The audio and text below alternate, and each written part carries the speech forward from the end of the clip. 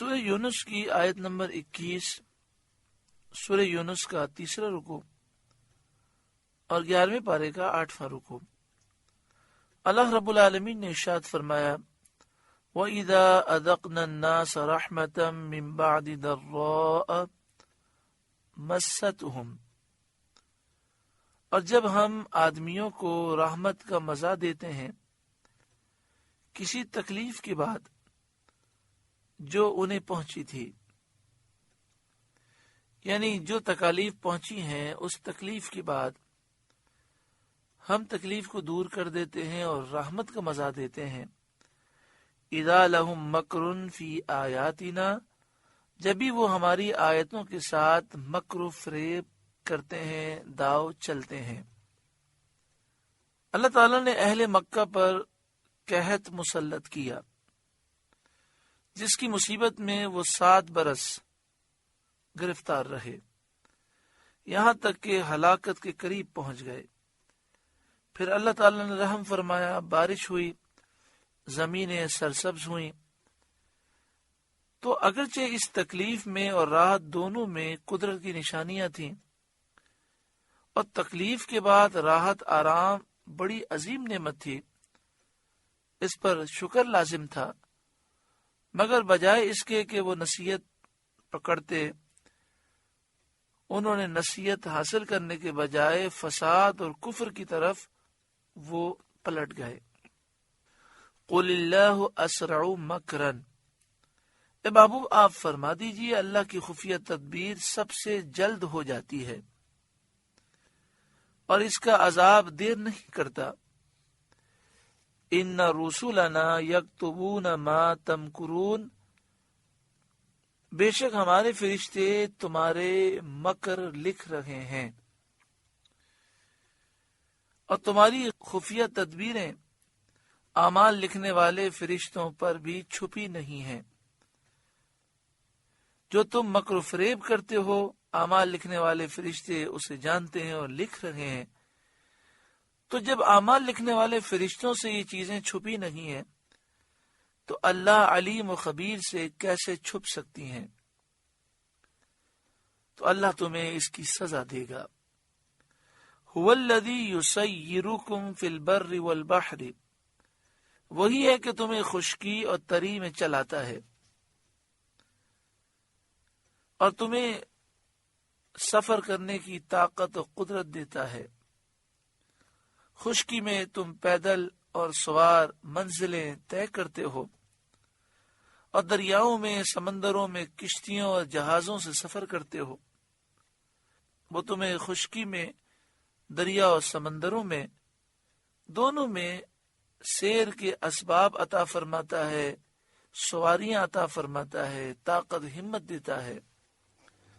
حتی اذا کنتم فی الفلک، یہاں تک کہ جب تم کشتی میں ہوتے ہو، وَجَرَيْنَ بِهِمْ بِرِيحٍ طَيِّبَةٍ، اور وہ کشتیاں اچھی ہوا سے انہیں لے کر چلتی ہیں، یعنی جب کشتیاں لوگوں کو اپنے اندر بٹھاتی ہیں، کشتیوں میں لوگ بیٹھتے ہیں اور وہ کشتیاں چلتی ہیں، ہوا بڑی موافق ہوتی ہے، کوئی سمندر میں طوفان یا اونچی اونچی لہریں نہیں ہوتی، وَفَرِحُوا بِهَا، اس پر وہ خوش ہوتے ہیں، اس بات پہ خوش ہوتے ہیں کہ ہوا موافق ہے، موسم بہت اچھا ہے۔ آج بھی دنیا کا یہ اصول ہے کہ سمندر میں سفر کرنے سے پہلے موسم کے حالات دیکھے جاتے ہیں۔ اسی طرح ہوائی جہاز، وہ بھی موسم کے اوپر اس کا سارا دار و مدار ہے۔ ہوائی جہاز کا دار و مدار بھی موسم پر ہے۔ موسم کی خرابی ہو تو فلائٹیں بسا اوقات ملتوی ہوتی ہیں، بسا اوقات کینسل ہو جاتی ہیں۔ جاءتها ریح عاصف، ان پر آندھی کا جھونکا آتا ہے، یعنی موسم بہت اچھا ہوتا ہے، یہ خوشیاں منا رہے ہوتے ہیں، گناہ کر رہے ہوتے ہیں کہ زوردار آندھی آتی ہے اور سمندر میں طوفان آ جاتا ہے۔ وَجَاءَهُمُ الْمَوْجُ مِنْ كُلِّ مَكَانٍ، اور ہر طرف لہریں انہیں گھیر لیتی ہیں، ہر طرف سے لہریں آتی ہیں۔ وَظَنُّوا أَنَّهُمْ أُحِيطُ بِهِمْ، اور وہ سمجھ لیتے ہیں کہ اب ہم گھر گئے، چاروں طرف سے ہمیں گھیر لیا گیا ہے۔ دعوا اللہ مخلصین لہ الدین، اس وقت اللہ کو پکارتے ہیں خالص اس کے بندے ہو کر، اور کہتے ہیں لئن انجیتنا من هذه لنکونن من الشاکرین، کہ اگر تو اس سے ہمیں بچا لے گا تو ہم ضرور شکر گزار ہوں گے، تیری نعمتوں کا شکر کریں گے، تجھ پر ایمان لائیں گے اور خالص تیری عبادت کریں گے۔ کیونکہ ہم نے اکثر بحری جہازوں کا اور کشتیوں کا سفر نہیں کیا اور نہ ہم اس کے عادی ہیں، لیکن گاڑیوں میں، بسوں میں، ٹرینوں میں، ہوائی جہازوں میں بیٹھتے ہیں۔ جو ہوائی جہاز میں بیٹھتے ہیں وہ جانتے ہیں کہ کبھی موسم بہت خراب ہو جائے اچانک سے، اور ہوائی جہاز وہ بڑی تیزی سے حرکت کرنے لگے اور لوگ ادھر ادھر گر رہے ہوں، اس وقت دل سے لوگ اللہ کو یاد کرتے ہیں اور توبہ کرتے ہیں۔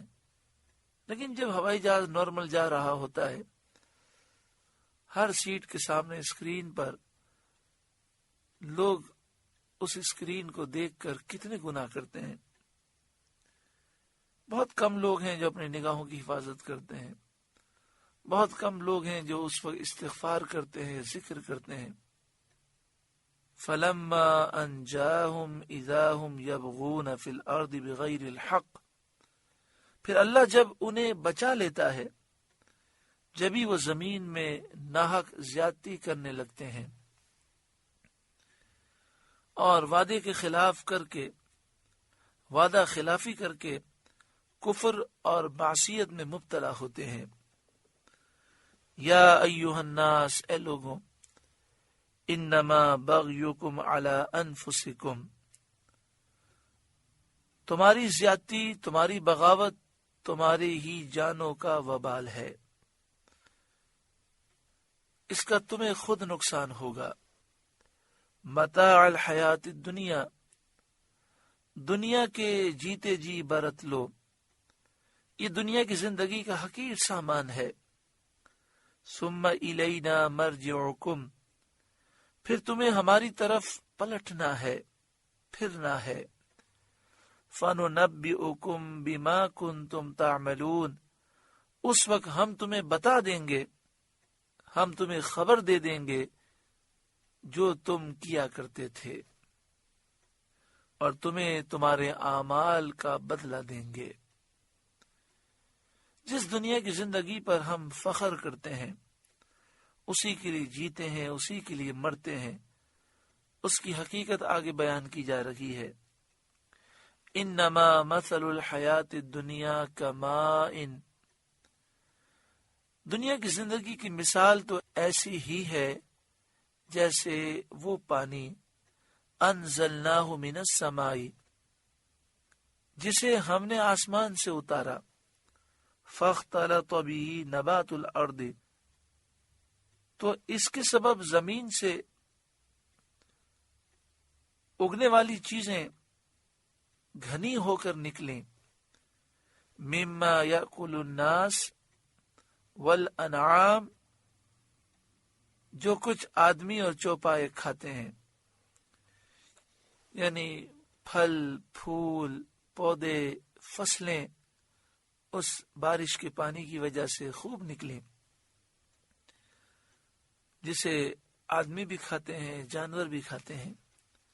حتی یہاں تک کہ اذا جب اخذت الارض زخرفہا، یہاں تک کہ جب زمین نے اپنا سنگار لے لیا، یعنی زمین خوبصورت ہو گئی، جس طرح کسی چیز پر سجاوٹ ہوتی ہے تو یہ فصلیں، یہ باغات، یہ پھول، یہ پھل زمین کی سجاوٹ ہیں۔ زمین خوب پھولی پھلی سرسب و شاداب ہو گئی، وزینت، اور خوب آراستہ اور خوبصورت ہو گئی، وظن اہلھا انہم قادرون علیہا، اور زمین کے مالک سمجھے کہ یہ ہمارے بس میں آ گئی، ہم اس پر قادر ہیں، کہ کھیتیاں تیار ہو گئیں، پھل رسیدہ ہو گئے، پھلوں میں رس آ گیا، اب ہم خوب کھائیں گے پیئیں گے۔ ایسے وقت اتاہا امرنا لیلا او نہارا، ہمارا حکم اس پر آیا رات میں یا دن میں، یعنی اچانک ہمارا عذاب آیا، بجلی گرنے کی شکل میں، یا اولے برسنے کی شکل میں، یا آندھی چلنے کی صورت میں۔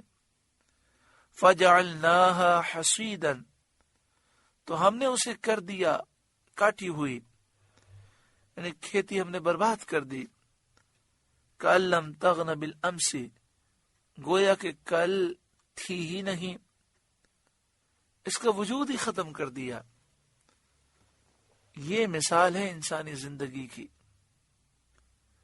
یہ ان لوگوں کے حال کی ایک مثال ہے جو دنیا پر فریفتہ ہیں اور آخرت کی انہیں کچھ پرواہ نہیں، دنیا کے حصول کے لیے ہر گناہ کرتے ہیں۔ اس میں بہت دل پذیر طریقے پر خاطر گزین کیا گیا ہے، بہت پیارے انداز میں ایسی نصیحت کی گئی جو دل میں اترنے والی ہے، کہ دنیاوی زندگانی امیدوں کا سبز باغ ہے، اس میں عمر کھو کر جب آدمی اس غایت پر پہنچتا ہے جہاں اس کو حصول مراد کا اطمینان ہو اور وہ کامیابی کے نشے میں مست ہو، یعنی انسان ساری زندگی دنیا کے حصول پہ لگا دیتا ہے، اپنی جوانی اپنا سب کچھ برباد کر دیتا ہے، حلال حرام کی کوئی تمیز نہیں کرتا، لوگوں کے حقوق پامال کرتا ہے، ملاوٹ کرنا، جھوٹ بولنا، فراڈ کرنا، لوگوں کو دھوکہ دینا، کسی کا مال لوٹ لینا، یہاں تک کہ اب وہ اس طرح ہو جاتا ہے کہ وہ کہتا ہے اب میرے پاس ساری نعمتیں، اب میں مزے کروں گا، اچانک اس کو موت آ جاتی ہے اور وہ تمام نعمتوں لذتوں سے محروم ہو جاتا ہے۔ حضرت قتادہ رضی اللہ تعالی عنہ نے فرمایا کہ دنیا کا طلبگار، دنیا کا لالچی جب بالکل بے فکر ہوتا ہے اس وقت اس پر اللہ کا عذاب آتا ہے، اور اس کا تمام سر و سامان جس سے اس کی امیدیں وابستہ ہوتی ہیں سب غارت ہو جاتا ہے، برباد ہو جاتا ہے۔ کأن لم تغن بالامس، جس طرح اس کھیتی کے متعلق فرمایا وہ ایسی برباد ہو جاتی ہے گویا کہ کل تھی نہیں، ایسے ہی دنیا کا متوالا حریص جب دنیا سے جاتا ہے تو ایسا جاتا ہے گویا کہ اس کا وجود دنیا میں تھا ہی نہیں۔ کذالک نفصل الآیات لقوم یتفکرون، ہم یوں ہی آیت مفصل بیان کرتے ہیں غور کرنے والوں کے لیے، تاکہ وہ نفع حاصل کریں اور شکوک و شبہات سے نجات پائیں اور اس دنیا فانی کی حقیقت کو سمجھیں۔ اللہ تعالی ہمیں دنیا کی حرص، ہوس، لالچ سے اور غرور و تکبر سے نجات عطا فرمائے۔ واللہ یدعو الی دار السلام، اور اللہ سلامتی کے گھر کی طرف پکارتا ہے، اللہ سلامتی کے گھر کی طرف بلاتا ہے۔ یہاں دار السلام سے مراد جنت ہے۔ دنیا کی بے ثباتی اور دنیا کا فانی ہونا بیان فرمانے کے بعد اس گھر کی طرف بلایا جا رہا ہے جو ہمیشہ رہنے والا ہے۔ حضرت قتادہ رضی اللہ تعالیٰ عنہ نے فرمایا کہ دار السلام جنت ہے، یہ اللہ تعالیٰ کی بہت بڑی رحمت اور اس کا بہت بڑا کرم ہے کہ وہ خود اپنے بندوں کو جنت کی دعوت دے رہا ہے۔ وَيَهْدِي مَن يَشَاءُ إِلَى صِرَاطٍ مُسْتَقِيمٍ، اور جسے وہ چاہتا ہے سیدھی راہ چلاتا ہے۔ سیدھی راہ سے مراد دین اسلام ہے۔ بخاری کی حدیث میں ہے، نبی کریم صلی اللہ علیہ وآلہ وسلم کی خدمت میں فرشتے حاضر ہوئے۔ آپ خواب میں تھے۔ ان میں سے بعض نے کہا کہ آپ خواب میں ہیں، بعضوں نے کہا کہ آنکھیں خواب میں ہیں، دل بیدار ہے۔ بعض کہنے لگے کہ ان کی کوئی مثال بیان کرو۔ تو انہوں نے کہا، جس طرح کسی شخص نے ایک مکان بنایا اور اس میں طرح طرح کی نعمتیں مہیا کیں، اور ایک بلانے والے کو بھیجا کہ لوگوں کو بلائے، جس نے اس بلانے والے کی اطاعت کی، اس کا کہنا مانا، اس مکان میں داخل ہوا اور ان نعمتوں کو کھایا پیا، اور جس نے بلانے والے کی اطاعت نہ کی، اس کا کہنا نہ مانا، وہ نہ مکان میں داخل ہو سکا نہ کچھ کھا سکا۔ پھر وہ کہنے لگے کہ اس مثال کی تطبیق کرو کہ سمجھ میں آئے۔ تطبیق یہ ہے کہ مکان جنت ہے، بلانے والے محمد صلی اللہ علیہ وآلہ وسلم ہیں، جس نے ان کی اطاعت کی اس نے اللہ کی اطاعت کی، اور جس نے ان کی نافرمانی کی اس نے اللہ کی نافرمانی کی۔ للذین احسنوا الحسنى وزیادہ، ان لوگوں کے لیے جنہوں نے اچھے کام کیے بھلائی ہے، اور اس سے بھی زائد۔ حسنہ بھلائی ہے، حسنہ سے مراد جنت ہے، اور زیادہ سے مراد کیا ہے؟ تو بعض مفسرین نے فرمایا اللہ کا دیدار ہے۔ بھلائی والوں سے اللہ کے فرما بردار بندے مومنین مراد ہیں، اور یہ جو فرمایا کہ ان کے لیے بھلائی ہے، اس بھلائی سے جنت مراد ہے، اور وہ زیادہ سے دیدار الہی مراد ہے۔ مسلم شریف کی حدیث میں ہے کہ جنتیوں کے جنت میں داخل ہونے کے بعد اللہ تعالیٰ فرمائے گا، کیا تم چاہتے ہو کہ تم پر اور زیادہ عنایت کروں؟ وہ عرض کریں گے، یا رب، کیا تو نے ہمارے چہرے سفید نہیں کیے؟ کیا تو نے ہمیں جنت میں داخل نہیں فرمایا؟ کیا تو نے ہمیں جہنم سے نجات نہ دی؟ حضور صلی اللہ علیہ وآلہ وسلم نے فرمایا، پھر پردہ اٹھا دیا جائے گا تو دیدار الہی انہیں ہر نعمت سے زیادہ پیارا ہوگا۔ سیاستہ کی بہت حدیثیں یہ ثابت کرتی ہیں کہ وہ زیادہ سے مراد اس آیت میں اللہ تعالیٰ کا دیدار ہے۔ وَلَا يَرْحَقُ وُجُوهَهُمْ قَتَرٌ وَلَا ذِلَّةٌ، اور ان کے منہ پر نہ سیاہی چڑھے گی اور نہ ہی ذلت چڑھے گی، کیونکہ سیاہی اور ذلت تو جہنمیوں کے لیے ہے۔ اولئک اصحاب الجنہ، وہی جنت والے ہیں، ہم فیہا خالدون، وہ اس میں ہمیشہ رہیں گے۔ والذین کسبوا السیئات جزاء سیئۃ بمثلہا، اور جنہوں نے گناہ کیے تو گناہ کا بدلہ اسی جیسا ہے۔ وترہقہم ذلہ، اور ان پر ذلت چڑھے گی۔ نیکیوں کا جو ثواب ہے وہ کم از کم 10 گنا ہے۔ ایک نیکی کی جائے تو ثواب 10 نیکیوں کے برابر ملتا ہے، اور اس میں اللہ تعالیٰ اضافہ فرماتا ہے، 700 گنا تک کیا جاتا ہے، اور جس کے لیے اللہ تعالیٰ چاہتا ہے اس سے زائد اضافہ فرماتا ہے۔ لیکن گناہوں کا جہاں تک تعلق ہے تو ایک گناہ کوئی کرے تو ایک ہی لکھا جاتا ہے، اور ایک ہی گناہ کی وہ سزا پائے گا۔ جزاء سیئۃ بمثلہا، برائی کا بدلہ اسی جیسا۔ وترہقہم ذلہ، اور ان پر ذلت چڑھے گی، ذلیل و رسوا ہوں گے۔ ما لہم من اللہ من عاصم، انہیں اللہ سے بچانے والا کوئی نہ ہوگا۔ کأنما اغشیت وجوہہم قطعا من اللیل مظلما، گویا ان کے چہروں پر اندھیری رات کے ٹکڑے چڑھا دیے ہیں، یعنی اتنے چہرے کالے ہوں گے کہ ایسا ہوگا گویا کہ اندھیری رات کے ٹکڑوں پر ٹکڑے ان کے چہرے پر چڑھے ہوئے ہیں، وہ کالے سے کالے ہوتے جائیں گے۔ اللہ کی پناہ۔ اولئک اصحاب النار، یہی جہنمی ہیں، ہم فیہا خالدون، وہ اس میں ہمیشہ رہیں گے۔ اللہ ہمیں ایمان پر خاتمہ نصیب فرمائے، اللہ ہمیں جہنم سے محفوظ فرمائے۔ وَيَوْمَ نَحْشُرُهُمْ جَمِيعًا، اور جس دن ہم ان سب کو اٹھائیں گے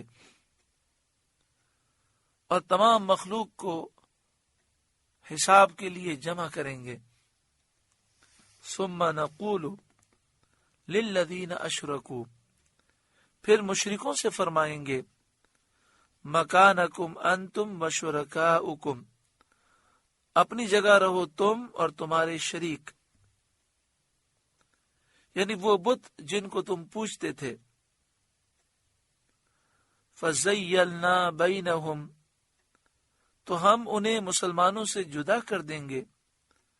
وَقَالَ شُرَكَاؤُهُمْ مَا كُنْتُمْ إِيَّانَا تَعْبُدُونَ، اور ان کے شریک ان سے کہیں گے تم ہمیں کب پوجتے تھے؟